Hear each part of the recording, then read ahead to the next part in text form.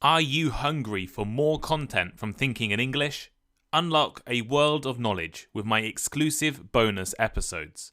Become a patron today and gain access to fascinating bonus episodes that delve into a variety of engaging topics, from personal stories about my language learning journey to advanced vocabulary and grammar lessons. There are currently over 40 bonus episodes available to listen to right now. Feed your curiosity and expand your English skills. Don't miss out. Visit my Patreon page now to subscribe and enjoy the feast of bonus episodes.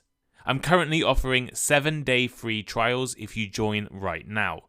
Click the link in the description or go to patreon.com/thinkinginenglish to join now. Hello, I'm Tom Wilkinson and welcome to the Thinking in English podcast, a podcast for intermediate to advanced level English learners. Sudan is in a state of crisis. Conflict is raging between military and paramilitary forces, and ordinary Sudanese people are trapped in the middle of the violence. Today, let's discuss the background of this conflict, why fighting started, and what the future holds for Sudan. You can find the full transcript over on the Thinking in English blog. Check out my YouTube channel and Instagram page for more content. Subscribe to my Patreon to improve your English and join my conversation groups. And here is today's vocabulary list. Paramilitary. Paramilitary. A paramilitary group is organized like an army but is not official and often not legal. For instance, paramilitary forces have been involved in conflicts across Africa. Civilian. Civilian. Relating to a person who is not a member of the police or the armed forces, as in, the army has been criticized for attacking the unarmed civilian population. Outbreak. Outbreak. A sudden appearance of something, especially a disease or something else dangerous or unpleasant. For instance, the outbreak of war came as a surprise. Coup d'etat. Coup d'etat. A sudden defeat of a government through illegal force by a small group, often a military group. As in, a coup d'etat occurred in Myanmar a few years ago. Transition. Transition. A change from one form or type to another, or the process by which this happens. For example, there will be an interim government to oversee the transition to democracy. To redeploy. To redeploy. To move employees, soldiers, equipment, etc. to a different place or to use them in a more effective way. For example, the soldier was redeployed across the country. To bear the brunt. To bear the brunt. To put up with the worst of some bad circumstances. For example, the secretary had to bear the brunt of the doctor's anger. Ramification. Ramification. The possible results of an action. For example, have you considered all the ramifications of your suggestion?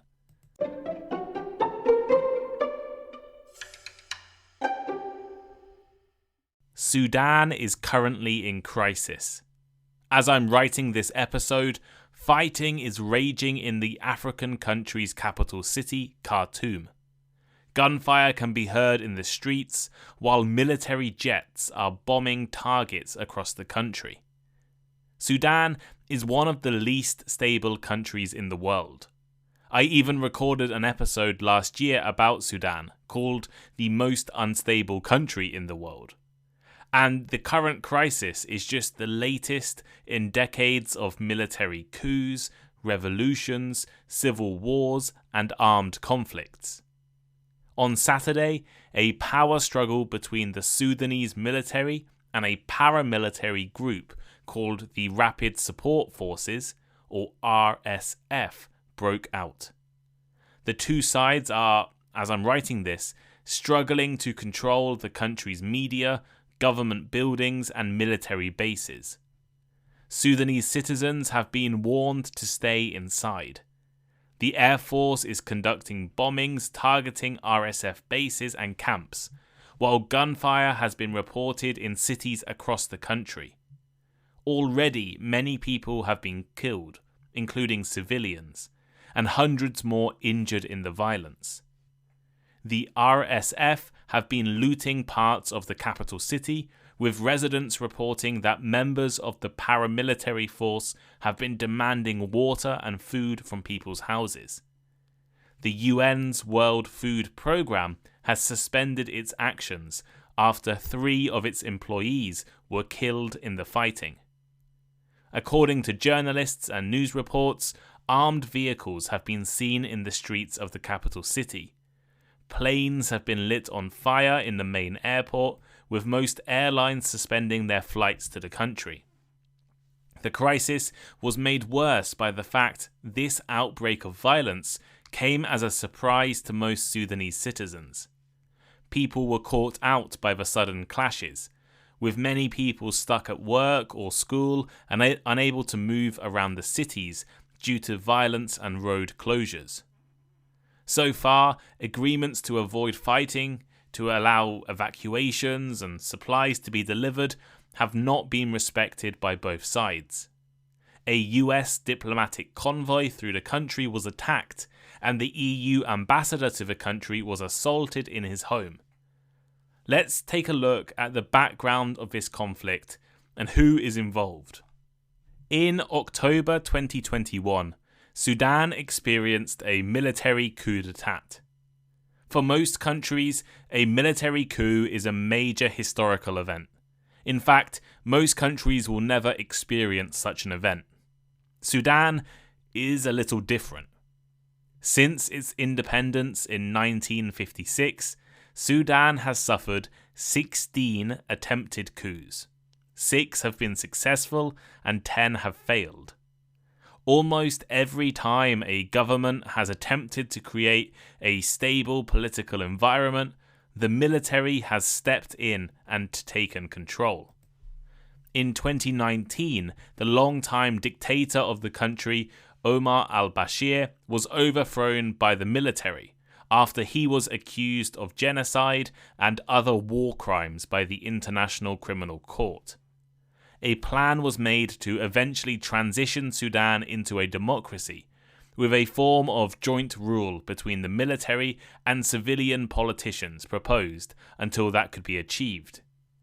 In October 2021, that civilian-military government was once again overthrown by the military. The Prime Minister was arrested, internet restricted, and media fell under military control. The army said they intended to hold elections in July 2023 and eventually transition Sudan to a democracy again. Since then, Sudan has been run by a council of military generals. The effective leader of Sudan is General Abdel Fattah al-Burhan, the head of the Sudanese armed forces. His deputy, General Mohammed Hamdan Dagalo, otherwise known as Hemeti, is the leader of the RSF, the Rapid Support Forces. These two powerful figures have strongly disagreed about the future direction of Sudan. One of the major arguments is over the future role of the RSF, and how or when to incorporate them into the nation's real army. As both the military and the RSF control large parts of Sudan's economy, it is likely the leaders of both groups are nervous at losing their wealth and power. But before we go further, what are the Rapid Support Forces? Well, the RSF is a paramilitary force in Sudan that was established in about 2013. A paramilitary force is an organized group that operates like a military force, but is not a part of the official armed forces of a country. Paramilitary forces are typically established to carry out specific tasks that are not the job of the regular military, such as internal security operations or counter-insurgency campaigns. The RSF was formed by the Sudanese government as a counter-insurgency force to fight rebel groups in Darfur, but it has since been involved in various other conflicts across Sudan. The RSF is primarily composed of former members of the Janjaweed, a notorious militia that was accused of committing war crimes during the Darfur conflict. The RSF has been accused of committing human rights abuses and war crimes in its operations, including killings, torture, and the forcible displacement of civilians.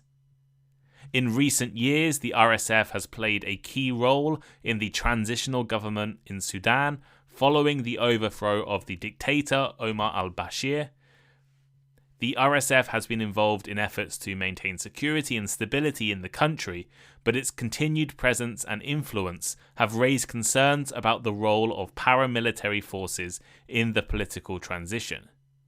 The group has also operated outside of Sudan, in Libya and Yemen, and apparently has economic interests in Sudanese gold mines.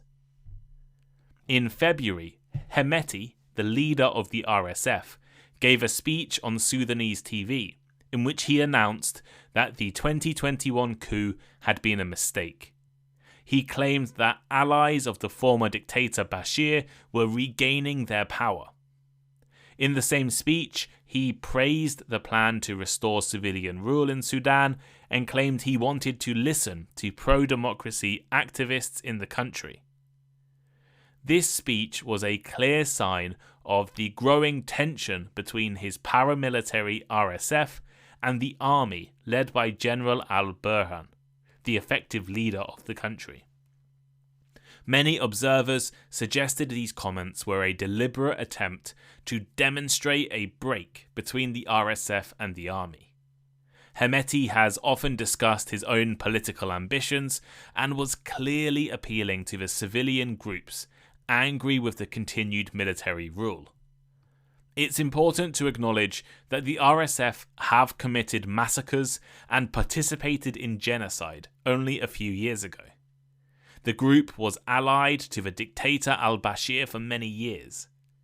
But with the support of civilian groups, perhaps the RSF was preparing for a move against the military. Over the past few weeks, members of the RSF were redeployed around the country, and the army saw this as a clear threat. Although talks were held between the two sides, fighting broke out on Saturday morning. The ongoing conflict in Sudan poses a serious threat, as it has the potential to further fragment the country and intensify the existing political turbulence.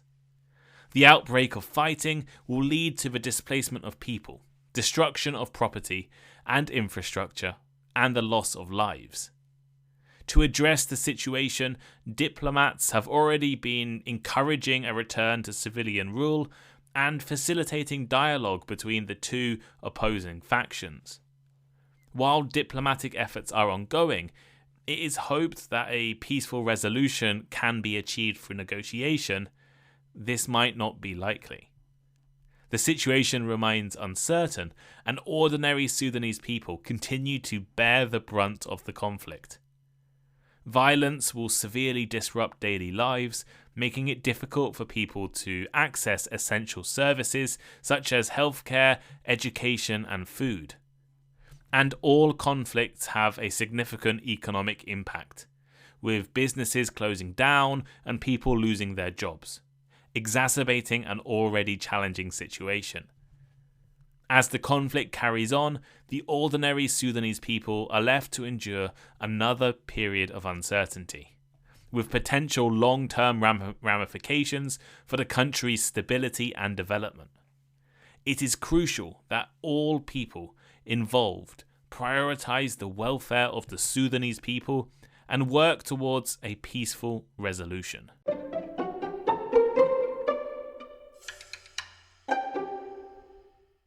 So here is today's final thought.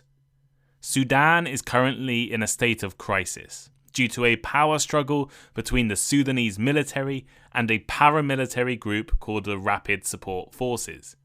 The conflict erupted in the capital city Khartoum and has led to violence, killings and injuries. The military coup in October 2021 and the disagreement between the military and the RSF over the future role of the RSF have contributed to the current instability in the country. The continued presence of paramilitary forces in the political transition and economic interests have raised concerns about the future of Sudan. But what do you think? What actions can the international community take? What are the long-term solutions to address the instability and repeated military coups in Sudan? And has your country ever faced such an issue? Maybe a military coup, a revolution, or a civil war? Let me know by leaving a comment. Leave a comment on Spotify, leave a comment on the Thinking in English transcript. This episode has a full transcript. It's linked down below. You can also find it on the blog. Or send me a message on Instagram. And if it's a good message, I might share it on my story as well. But thank you all for listening. Thank you all for listening to this episode.